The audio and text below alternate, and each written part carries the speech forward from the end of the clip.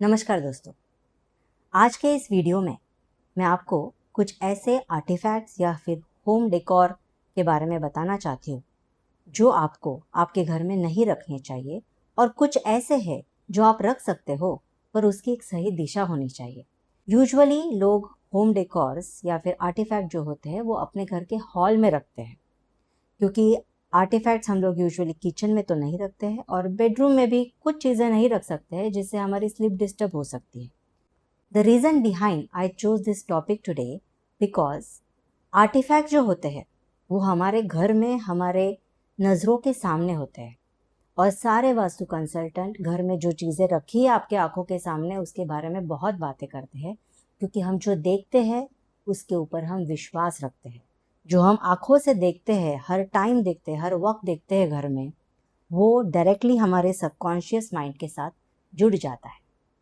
इसलिए जानने के लिए वीडियो आखिर तक देखिए। 8 ऐसे आर्टिफैक्ट्स जो नहीं रखने चाहिए और रखने चाहिए तो किस दिशा पे, उसके बारे में डिटेल में बात करेंगे। आज हम कुछ एस्ट्रोलॉजिकल पॉइंट ऑफ व्यूज भी सुनेंगे कुछ आर्टिफैक्ट्स के बारे में। सबसे पहले नंबर पे हम बात करेंगे पेंटिंग्स के बारे में। अब पेंटिंग्स मतलब लोग अपने घर में हॉल में हो या किचन में हो या फिर बेडरूम में या फिर अपना जो पैसेज होता है स्टेयरकेस पे, तरह तरह की पेंटिंग्स रखना पसंद करते हैं। बट कुछ ऐसी पेंटिंग्स है जो घर में कहीं पे भी नहीं रखनी चाहिए। It is not just about hall, it should not be there anywhere in the house. सबसे नंबर 1 पे मैं बात करूँगी एग्रेसिव पेंटिंग्स। कुछ एग्रेसिव पेंटिंग्स होते हैं, कुछ it can be of animals also और it can be of human beings also. कुछ युद्ध के पेंटिंग्स होते हैं, जैसे कि या फिर महाभारत या रामायण का कोई सीन चालू हो, ऐसा वाला कोई युद्ध का पेंटिंग, अगर वॉर पेंटिंग कुछ हो तो वो। और तीसरे नंबर पे हम बात करेंगे कुछ डिप्रेसिव थॉट्स में कोई लेडी बैठी हो या फिर कोई ऐसा पेंटिंग जो उसका भाव डिप्रेशन है, ऐसे पेंटिंग्स। ऐसे पेंटिंग्स आपको आपके घर में बिल्कुल भी नहीं रखने चाहिए, कहीं पे भी नहीं रखने चाहिए आपके घर में। ऐसे पेंटिंग्स अगर हम बार बार देखेंगे, बार बार ऐसे अगर हमारे आंखों के सामने ये सीन होगा, तो घर के लोग जो होते हैं ना वो धीरे धीरे एग्रेसिव बनते जाते हैं। अगर डिप्रेसिव पेंटिंग होगा तो डिप्रेशन या फिर डिप्रेसिव मोड में चले जाते हैं, ठीक है। और युद्ध का पेंटिंग होगा तो भी लोग एग्रेसिव बन सकते हैं, लोगों का नेचर चिड़चिड़ा बन सकता है। इसकी वजह से घर के बाकी लोगों को भी तकलीफ हो सकती है या फिर घर में किसी के भी साथ ये हो सकता है। 2 पे हम बात करेंगे अर्दी एलिमेंट्स। नाउ ये जो एक आर्टिफैक्ट मेरे पास है वो मैं आपको दिखाना चाहती हूँ। This is an earthy artefact which are the small pots with beautiful wali print on it and they are made up of terracotta. Okay, so earthy artifacts या फिर earthy element जो है वो अर्थ एलिमेंट का प्रतीक है। इसलिए अगर आपका हॉल नॉर्थ या फिर ईस्ट डायरेक्शन में है तो आप ये आर्टिफैक्ट आपके हॉल में बिल्कुल नहीं रख सकते।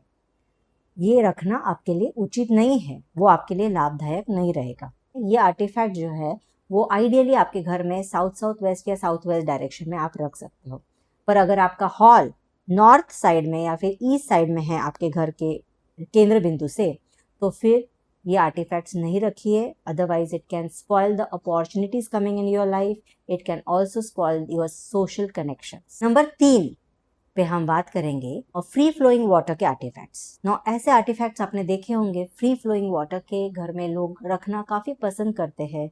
ब्यूटीफुल साउंड आता है and then even the energies are keep on moving. पर ये आर्टिफैक्ट अगर आपका हॉल साउथ डायरेक्शन में है तो आप नहीं रख सकते हो।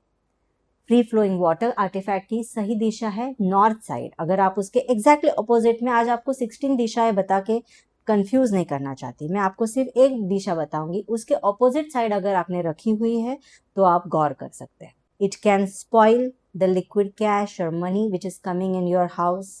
It can block your payments. It can also spoil relationships also.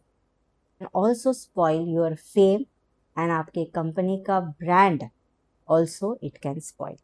Number 4 पे हम बात करेंगे plants. Now plants can be natural plants also or it can be artificial plants also like this. ठीक है, और प्लांट्स में मैं इंडोर प्लांट्स के बारे में बात कर रही हूँ। आजकल काफ़ी फैशन है, लोग इंडोर प्लांट्स अपने घर में रखते हैं। Some of the plants are very good, they purify oxygen and all, they are very good to keep in the hall. But if you आपके घर का अगर हॉल वेस्ट डायरेक्शन में है तो आप आपके हॉल में इंडोर हो या आर्टिफिशियल हो या नेचुरल हो, कोई भी प्लांट नहीं रख सकते, या फिर आपको नहीं रखना चाहिए, क्योंकि वो आपके गेन्स को स्पॉइल कर सकते हैं, आपकी सेविंग्स को स्पॉइल कर सकते हैं। They can also put you into little depression also. So plants जो है वो ईस्ट डायरेक्शन में सही है। प्लांट्स को आप, अगर आपका हॉल वेस्टर्न डायरेक्शन में है तो आपके हॉल में आप plants as a home decor नहीं रख सकते। Don't waste your money on this. अगला artifact which we are going to talk about is lamp. और ये जो लैम्प येलो कलर का मैंने यहाँ पे रखा हुआ है, that yellow lamp is what same as earth element only. So अगर आपका हॉल नॉर्थ या ईस्टर्न डायरेक्शन में है आपके घर में, तो ये येलो कलर का लैम्प उस दिशा में आपको नहीं जलाना चाहिए। It can again spoil the same things, it can spoil your social connections, आपकी क्रिएटिविटी को भी वो स्पॉइल कर सकता है, आप में एंग्जाइटी का बिहेवियर ला सकता है, एज वेल एज आपके आइडियाज को भी वो हैम्पर कर सकता है। ठीक है। Next artefact which we are going to talk about is some artifacts in which we have seen that there is only face part of that artifact. ठीक है। कुछ आर्टिफैक्ट ऐसे होते हैं जिनमें सिर्फ फेस पार्ट उस आर्टिफैक्ट का वहां पे है। तो सिर्फ फेस पार्ट वाला आर्टिफैक्ट आपको घर में कहीं पे भी नहीं रखना चाहिए, ऐसी मेरी राय होगी। Only face part represents Rahu. So ये राहु का प्रतीक है जो सिर्फ फेस पार्ट होता है, इसीलिए वो आपको घर में कहीं पे भी नहीं रखना चाहिए। अगर ज़रूरी नहीं है कि घर में जितने लोग रहते हैं उनका राहु अच्छा ही होगा या उनके लिए राहु लाभदायक ही होगा। It is not necessary. If you want to keep, you can keep the entire body of the artefact anywhere, but don't keep only face part of the artefact. Next artefact which we are going to talk about is animals. Now it is very common that people usually keep animals. What I have seen in 2-3 cases, usually लोग क्या करते, they like to make their TV unit full of artifacts and they fulfill the entire empty spaces of their TV unit. ये point के लिए मैं आपको मना करूंगी। एक तो एनिमल्स जो होते हैं ना, वो हर एक ग्रह का प्रतीक होता है। जैसे कि घोड़े जो होते हैं, सफ़ेद घोड़े जो चांद का प्रतीक होता है, हाथी जो होता है वो राहु का प्रतीक होता है, और टॉर्टोइस जो है वो सैटर्न का प्रतीक होता है। सो अगर आपके घर में काफ़ी लोग रहते हैं तो ज़रूरी तो नहीं है कि सबके कुंडली में ये सारे ग्रह अच्छे घरों में ही होंगे।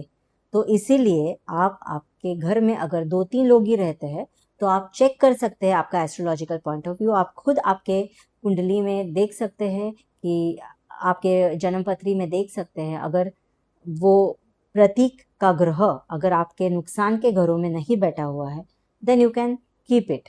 बट अगर लोग ज़्यादा रहते हैं घर में, 2 फैमिलीज़ है अगर, या फिर 4 या 5 लोग से ज़्यादा लोग रहते हैं, then it will be my recommendation to not to keep so many animals in the home as a home decor.